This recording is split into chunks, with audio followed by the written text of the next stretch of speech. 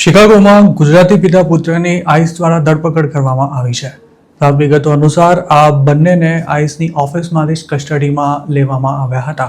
સૂત્રોના જણાવ્યા અનુસાર 20 દિવસ પહેલાની આ ઘટનામાં 20 વર્ષના દીકરાને આઈસમાં હાજરી પુરાવવા માટે જવાનું હતું અને તેના પિતા પણ તેની સાથે ગયા હતા. જોકે આ યુવક આઈસના ઓફિસર સમક્ષ હાજર થયો ત્યારે તેને તેના પિતા ક્યાં છે તે પૂછવામાં આવ્યું હતું અને તેઓ પાર્કિંગ લોટમાં જ હોવાનું જણાવ્યા બાદ ઓફિસરે તેમને બોલાવી લાવવા માટે કહ્યું હતું અને આ યુવક તેના પિતા સાથે અંદર આવ્યો. તે જ વખતે બંનેને અરેસ્ટ કરી લેવામાં આવ્યા હતા. આ પિતા પુત્રએ આઈસમાં અત્યાર સુધી એક પણ ડેટ મિસ નહોતી કરી અને તેમનો અસાયલમનો કેસ પણ પેન્ડિંગ હતો. જોકે હાલ આ બંને ડિટેન્શન સેન્ટરમાં બંધ છે અને તેમને ડિપોર્ટ કરવામાં આવે તેવી પણ શક્યતા છે. આ પિતા પુત્રની ધરપકડ કરવામાં આવી હોવાની જાણ તેમના પરિવારજનોને કરવામાં આવી ત્યારે તે લોકો પણ દોડતા થઈ ગયા હતા. તેમની કાર પણ પાર્કિંગ લોટમાં જ પડી હતી જેને નજીકના એક રિલેટિવની મદદથી ઘરે લઈ જવામાં આવી હતી. આમ ગુજરાતને મળેલી વિગતો અનુસાર આ પિતા પુત્ર 4 વર્ષ પહેલા ઇલીગલી યુએસ પહોંચ્યા હતા. બંને અમેરિકામાં સાથે જોબ કરતા હતા અને લાંબી સ્ટ્રગલ બાદ આ ફેમિલી માંડ યુએસમાં સેટ થઈ રહી હતી.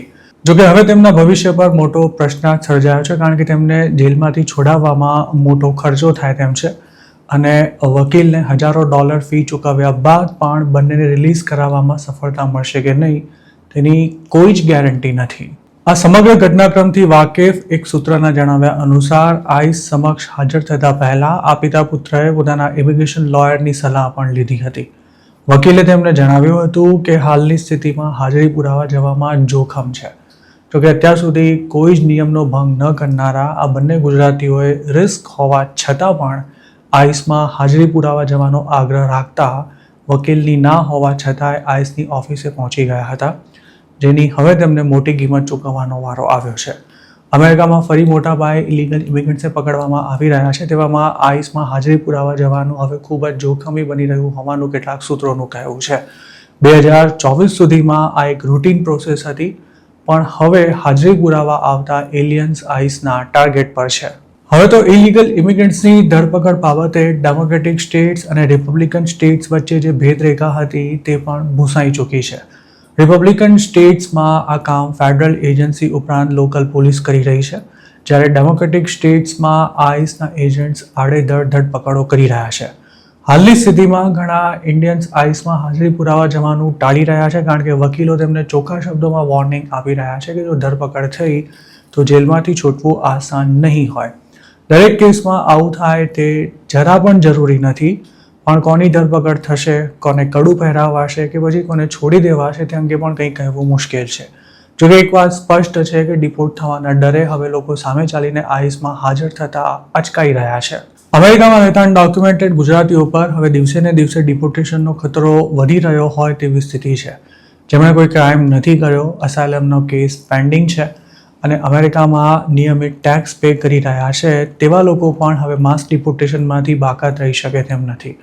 તેમણે જેમણે આઈસમાં હાજરી નથી પુરાવી તેમને ઇમિગ્રેશન કોર્ટ દ્વારા પહેલી જ હિયરિંગમાં ડિપોર્ટ કરી દેવાનો ઓર્ડર આપી શકાય છે. અત્યાર સુધી ઘણા ગુજરાતીઓ સાથે આ થઈ પણ ચૂક્યું છે. આમે મોટાભાગના દેશીઓએ ફેક સ્ટોરી રજૂ કરી અસાયલમના કેસ કર્યા છે. હાલ અસાયલમ અપ્રૂવ થવાનું પ્રમાણ 2%થી પણ નીચે આવી ચૂક્યું છે. તેવામાં આ એકેય ગુજરાતીને અસાયલમ નથી જ મળવાનું. જોકે કેસ લાંબો ખેંચીને અમેરિકામાં 5-10 વર્ષ કાઢી દેવા અત્યાર સુધી આસાન હતા, પણ હવે તે જુગાડ પણ નથી ચાલવાનો. તેમાં આઈસમાં ગેરહાજર રહેનારા માટે તો પહેલી હિયરિંગ આખરી હિયરિંગ બની રહે તેવી શક્યતા નકારી શકાય તેમ નથી. આટલું ઓછું હોય તેમ હવે ઘણા લોકોની માસ્ટર હિયરિંગની તારીખો પણ રીશેડ્યુલ કરવામાં આવી રહી છે. જેમના કેસ 2027 કે 28માં શરૂ થવાના હતા તેમને હવે 1.5 મહિનાનો જ સમય આપી કોર્ટમાં હાજર થવાનું ફરમાન કરાઈ રહ્યું છે. છેલ્લા 4 મહિનામાં 3200 ઇન્ડિયન્સને અમેરિકામાં ફાઇનલ રિમૂવલ ઓર્ડર મળી ચૂક્યા છે. આ સિવાય સેલ્ફ રિમૂવલ માટે કેટલા લોકો તૈયાર થઈ ગયા તેનો કોઈ જ આંકડો અમેરિકાની સરકારે નથી આપ્યો. હાલ રોજના 1400થી 1500 જેટલા એલિયન્સને અરેસ્ટ કરવામાં આવી રહ્યા છે. તેવામાં સ્વાભાવિક છે કે તેમાં ઇન્ડિયન્સની સંખ્યા પણ સારી એવી હશે. અત્યાર સુધી લોકો એવું સમજતા હતા કે આઈસવાળા એમને જ પકડે છે કે જેમણે કોઈ ક્રાઇમ કર્યો છે કે પછી જેમનો ફાઇનલ રિમૂવલ ઓર્ડર પેન્ડિંગ છે. પણ હકીકત એ છે કે હવે ઇમિગ્રેશન એન્ફોર્સમેન્ટનો વ્યાપ ઘણો જ વધી ચૂક્યો છે અને આઈસ ગમે તે રીતે ઇલીગલ ઇમિગ્રન્ટ સુધી પહોંચી શકે છે.